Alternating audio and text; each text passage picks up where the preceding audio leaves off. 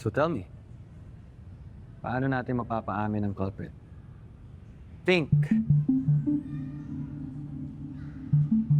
Rack your brain until something rings a bell. Pero kung magbago yung isip mo, sabihan mo ko ha. Sa'yo doon, promise.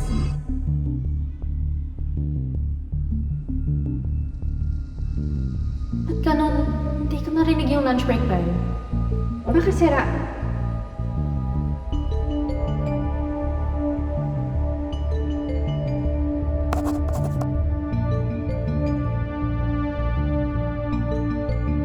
School bell.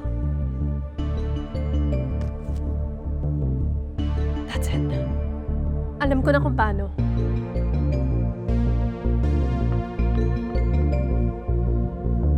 Genesis, Henry, John, kung talagang nasa lugar kayo na sinasabi niyo kanina, sino sa inyo ang nakarinig ng tunog ng school bell?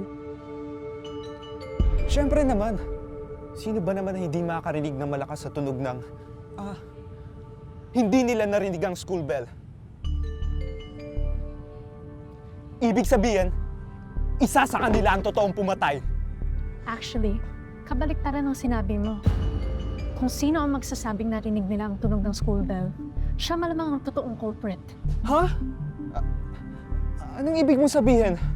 Sira yung school bell kaninang lunchtime, kaya hindi to tumunog. At dahil sobrang busy ng perpetrator sa pagpatay ng victim, hindi niya to napansin. Hindi! Honest mistake lang to.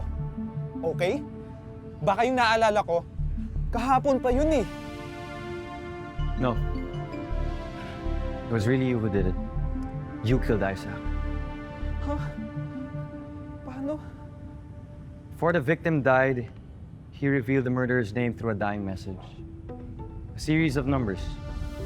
32101416. Paano naging related ang numbers kay Genesis?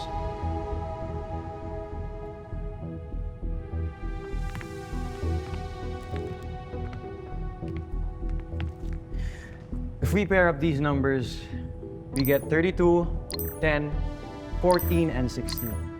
Each number corresponds to an element in the periodic table. 32 germanium, 10 neon, 14 silicon, and 16 sulfur. Each element has a symbol. Ge, germanium, Ne, neon, Si, silicon, and S, sulfur.